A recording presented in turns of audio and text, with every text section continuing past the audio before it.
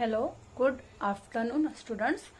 बच्चों, हमने last period में हमारी बुक में पेज नंबर 32 पर हमने lesson number 7 let us solve our own problem यानी हम ही हल करें अपनी समस्या।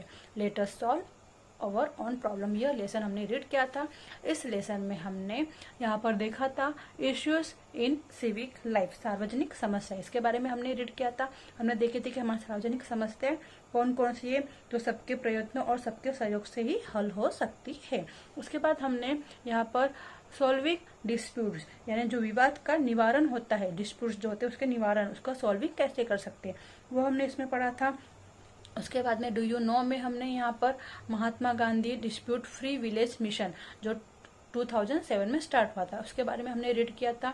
उसके बाद में प्रॉब्लम सॉल्विंग यानी समस्या का निवारण, समस्या निवारण किस तरह से किया जाता है, इसमें हमने हिवरे बाजार के बारे में पढ़ा था कि किस तरह से अहमदनगर जिले में हिवरे बाजार नामक जो छोटा गांव था उसमें पानी का प्रॉब्लम था, वाटर का सबसे बड़ा प्रॉब्लम था। तो उस गांव के लोगों ने मिलकर वहां पर मतलब अभी इतना उसको अच्छा कर दिया कि वहां पर जानवरों के चारे की भी समस्या सॉल्व हो चुकी है। और वो हिवरे बाजार जहाँ पर पानी की इतनी बड़ी प्रॉब्लम थी वहां पर वो गांव अभी पूरा हरा भरा हो चुका है। वो गांव अभी कैसा हो गया है, पूरा ग्रीन हो गया है, पूरा ग्रीनर सराउंडिंग हो गई उस गांव की। ठीक है, तो इस तरह से किस तरह से प्रॉब्लम को सॉल्व कर सकते हैं वो हमने प्रॉब्लम सॉल्विंग में देखा।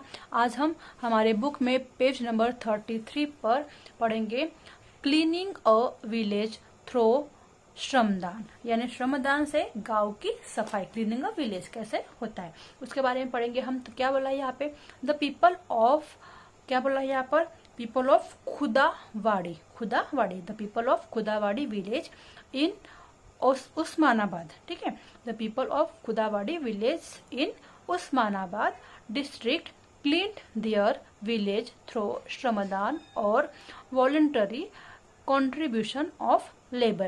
यानी क्या बोला है यहाँ पर कि जो उस्मानाबाद, ये क्या है, उस्मानाबाद डिस्ट्रिक्ट, उस्मानाबाद जिले में जो खुदावाड़ी गांव है, ये खुदावाड़ी गांव, उस्मानाबाद जिले में जो खुदावाड़ी विलेज, खुदावाड़ी गांव है, गांव के जो लोग हैं, लोगों ने श्रमदान, लोगों ने श्रमदान से गांव की सफाई की।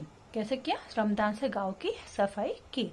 फिर क्या बोला है कि they decided that everyone should help in cleaning the village। उन सभी लोगों ने यह डिसाइड किया, गांव के लोगों ने यह डिसाइड किया, निश्चित किया कि गांव की स्वच्छता, जो गांव विलेज क्लीनिंग है वो सभी लोग मिलकर करेंगे। Everyone should help in the cleaning the village, यानी लोगों ने डिसाइड किया कि सभी लोग मिलकर गांव की सफाई करेंगे, सभी लोग मिलकर। ठीक है, एवरीवन शुड हेल्प। ठीक है, first the waste water was dealt with. अब उन्होंने क्या किया, अब गांव की सफाई करनी है तो सबसे पहले उन्होंने जो वेस्ट वाटर है, वेस्ट खराब जो पानी होता है ना जिसको हम धोवन जल कहते हैं, वो उसको उन्होंने डेल्ट किया, उसको उन्होंने उसका नियोजन किया।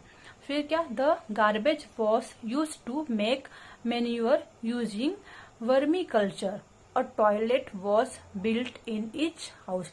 फिर उन्होंने क्या किया, जो घर से, घुरे से जो कूड़ा करकट निकलता है ना, तो उससे उन्होंने वर्मी कल्चर यानी जो घर से गंदा गार्बेज कचरा निकलता है उसको मैन्यूअर यूजिंग वर्मी कल्चर, जिसको हम लोग क्या कहते हैं, केचुए की खाद। ठीक है, तो उन्होंने घर के जो कूड़े करकट था, गार्बेज था, उसका उपयोग करके उन्होंने केचुए की खाद बनाई, वर्मी कल्चर के रूप में उसको यूजिंग किया। ठीक है, और toilet was built in each house, और उन्होंने सभी घरों में, ईच हाउस यानी सभी घरों में उन्होंने टॉयलेट बनवाए, सभी घरों में उन्होंने टॉयलेट बिल्ड किया, बनाए। ठीक है, फिर नीचे में क्या बोला है मैं कि Sant Gadge Baba used kirtans to stress the importance of keeping the village clean. जो संत गाड़गे बाबा थे, देखो पिक्चर दिख रहा है यहाँ पर संत गाड़गे बाबा बैठे हुए दिख रहे हैं पिक्चर में, तो वही ये क्या है, संत गाड़गे बाबा। ठीक है, तो संत गाड़गे बाबा ने क्या किया, वो कीर्तनकार थे, कीर्तन देते थे, कीर्तन मतलब बोलते थे, उनके आगे लोग बैठते थे और वो कीर्तन करते थे। तो जो संत गाडगे बाबा हैं उन्होंने कीर्तन के माध्यम से गांव के लोगों को स्वच्छता का महत्व समझाया, importance of keeping the village clean. उन्होंने अपने कीर्तन के माध्यम से लोगों को, गांव के लोगों को स्वच्छता का महत्व समझाया। He told the people that we can not make progress without cleanness, education and self reliance. यानी यहाँ पर उन्होंने क्या बताया? He told the people that we can not make progress without cleanness, education and self reliance. यानी संत गाडगे बाबा ने कीर्तन के माध्यम से तो लोगों को स्वच्छता का महत्व समझाया, लेकिन संत गाडगे बाबा लोगों से यह कहते थे, ही टोल्ड लोगों से यह कहते थे कि जो स्वच्छता है, क्लीननेस, स्वच्छता, एजुकेशन यानी शिक्षा और सेल्फ रिलायंस यानी जिसको हम लोग सेल्फ डिफेंस, स्वावलंबन कहते हैं, ठीक है।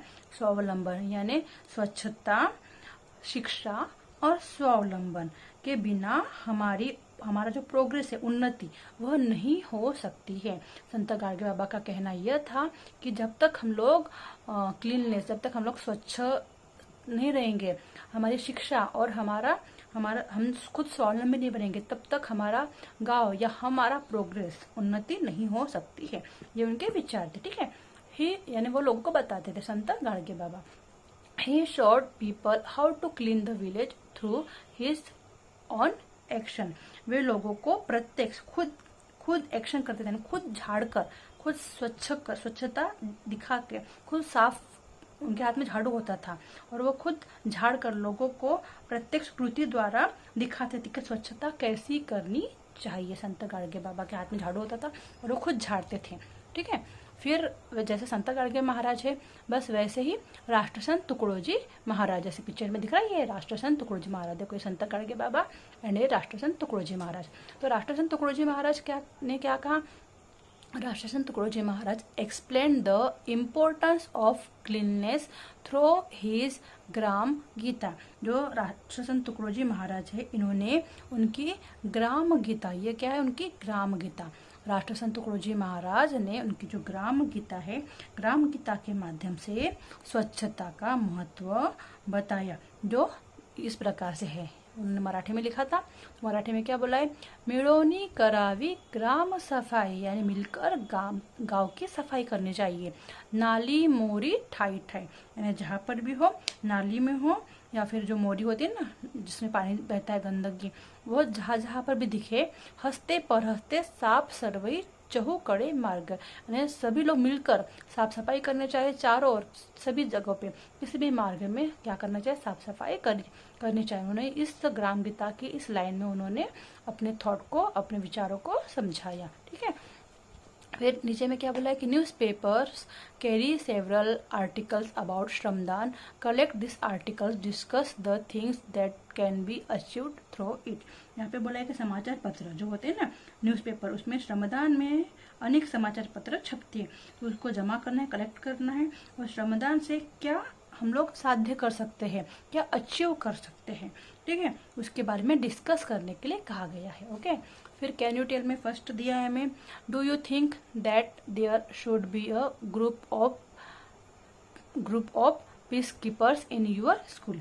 यानी क्या बोला, क्या तुम्हें ऐसा लगता है कि स्कूल में, विद्यालय में पीस कीपर्स यानी शांति दूतों का दल होना चाहिए क्या? यानी जिससे क्लास में शांति बने रहे, तो ऐसा ग्रुप होना चाहिए क्या?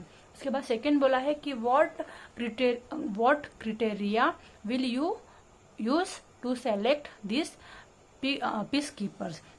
यानी जो पीस कीपर का ग्रुप है, उसके विद्यार्थियों का चुनाव करना, उनको सेलेक्ट करने के लिए तुम कौन कौन से पॉइंट्स रखोगे, कौन कौन से क्रिटेरिया यानी कौन कौन से निकष जिसको बोलते हैं, वो तुम वहाँ पर निश्चित करोगे, ठीक है।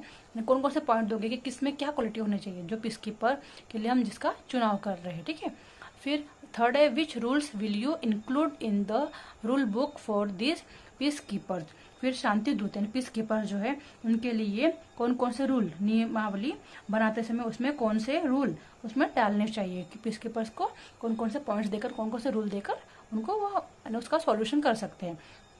फोर्थ है what method should peacekeepers use to solve your dispute. तुम्हारे आपसे जो डिस्प्यूट है, विवाद है, उसको मिटाने के लिए पीस कीपर्स कौन कौन से मार्गों का अवलंबन, जिसको बोलते हैं सॉल्व करने के लिए क्या क्या कौन कौन से मेथड का यूज कर सकते हैं।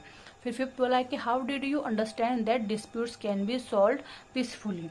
यह बात तुम्हारी समझ में कैसे आई कि पीस कीपर्स के जो मार्ग है, मार्ग से समस्याएं हल हो सकती है, वो बात तुमको कैसे समझ में आया। तो आपको ये क्वेश्चन के आंसर सॉल्व करना है, ठीक है।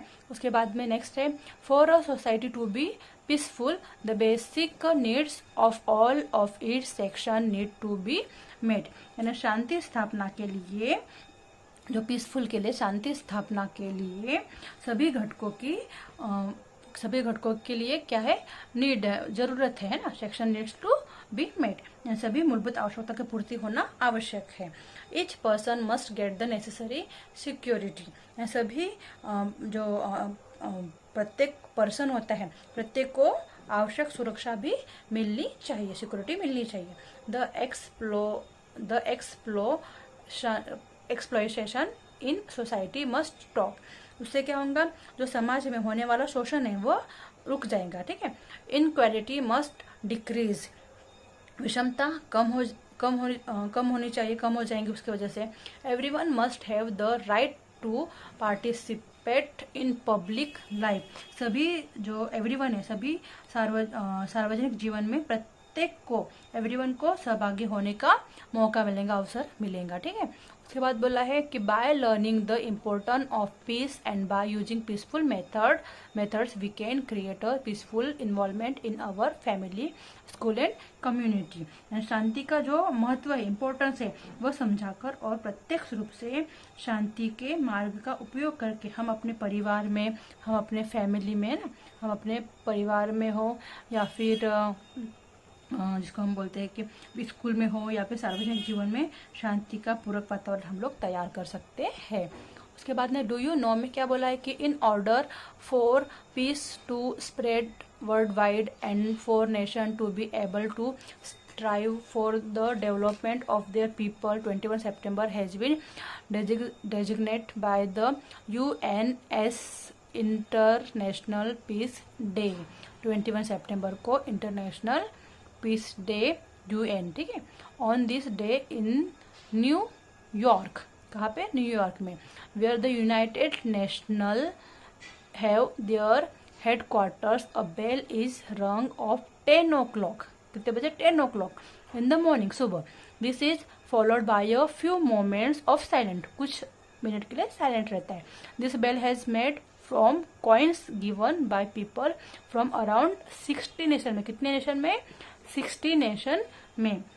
पे क्या बोला है कि विश्व में, पूरे वर्ल्ड में, विश्व में शांति स्थापित करने और सभी देश अपनी जनता के विकास का प्रयत्न कर सके, इसके लिए 21 सितंबर के दिन संयुक्त राष्ट्र की ओर से अंतर्राष्ट्रीय इंटरनेशनल पीस डे, अंतर्राष्ट्रीय शांति दिवस के रूप में पूरे विश्व भर में मनाया जाता है। और इस दिन संयुक्त राष्ट्र संघ के मुख्यालय वाले शहर, कहाँ पे, न्यूयॉर्क में, न्यूयॉर्क में स्थानीय समय में सुबह 10 बजे, 10 o'clock इन द मॉर्निंग, सुबह 10 बजे क्या होता है, घंटा बजाया जाता है, बेल है ना, क्या होता है, एक बेल बजती है, सुबह 10 बजे बेल बजती है, घंटा बजाया जाता है। उसके बाद में कुछ few minutes, moments of silence, फिर कुछ क्षण के लिए शांति रखी जाती है सभी देश, आप पढ़ेंगे 60 देशों में, ठीक है। फिर क्या बोला है कि लगभग कितने, 60 नेशंस में, 60 देशों में, देशों के लोगों द्वारा दिए गए सिक्कों से, कॉइन्स के, जो कॉइन्स रहते हैं उस कॉइन्स के सिक्कों से यह घंटा तैयार किया गया। 60 जो नेशन है, 60 देशों के लोगों के द्वारा जो कॉइन्स दिए गए हैं, उस कॉइन्स के द्वारा यह घंटा बनाया गया है। तो जो 10 बजे पूरे इंटरनेशनल पीस डे के रूप में कुछ क्षणों के लिए शांति बनाए रखती है, किसी भी तरह का आवाज नहीं होता है। यहाँ पे बोला कि if you would like to know more about this visit the following website. यदि आपको इस के बारे में, आपको और भी नॉलेज प्राप्त करना है, आपको भी जानकारी प्राप्त करनी है, तो नीचे में हमको वेबसाइट दी हुई है, STTP है ना, दिख रहा है, www.internationaldayofpeace.org www.psdh.org, ठीक है। तो आपको ये वेबसाइट पर जाकर आपको इसके बारे में पूरी डिटेल में जानकारी मिल जाएंगे, ओके।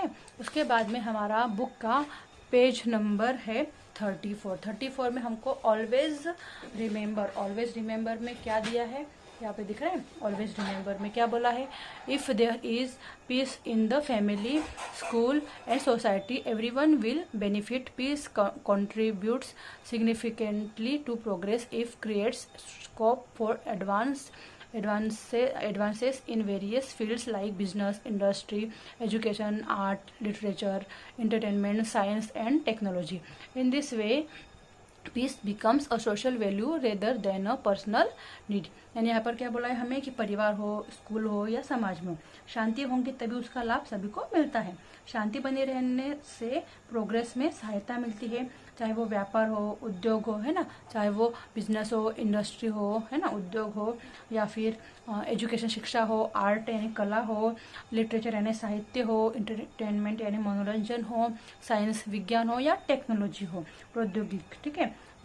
तो उन सभी के शोध आदि क्षेत्रों के विकास करने के लिए हमें अवसर मिलते हैं, अचीवमेंट है ना, उसको करने के लिए हमें क्या मिलता है, टेक्नोलॉजी को एडवांस के लिए हमको वेरियस फील्ड्स मिलती है, उसकी वजह से हम लोग और भी प्रोग्रेस कर सकते हैं। इस दृष्टि से शांति हमारे वैयक्तिक आवश्यकता न रहकर पूरे हमारे समाज का, हमारे पर्सनल नीड न होकर पूरा सोशल वैल्यू के रूप में काम करती है। फिर हमने इस लेसन में क्या सीखा, तो everyone has a responsibility to solve problem in civic life. सामूहिक जीवन की जो समस्या है, प्रॉब्लम जो सिविक लाइफ की जो प्रॉब्लम्स है वह हल करने का उत्तरदायित्व हम सब पर होता है, एवरीवन पर है। तो second, problem can be solve if everyone cooperates, यानी सबका सहयोग होने पर समस्याओं का निराकरण सहजता से होता है। Dialogue and discuss can help solve disputes, यानी हम लोग संवाद और चर्चा से विवाद का निवारण कर सकते हैं। डिस्प्यूट्स कैन सॉल्व पीसफुली, शांति के मार्ग से समस्याओं को हल किया जा सकता है। If there in peace in the family, school and society, everyone benefit, परिवार हो, विद्यालय या समाज में शांति हो तो उसका लाभ सबको मिलता है। Peace is the social value, जो पीस है वह यानी शांति एक सामाजिक सोशल वैल्यू है, ओके। आई होप आपको यह लेसन समझ में आ गया होगा। इसके क्वेश्चन आंसर हम सॉल्व करेंगे। तो आज हमने ये लेसन पढ़ा, सभी बच्चों ने यह लेसन रीड करना है अच्छे से और समझने की कोशिश करनी है, ओके।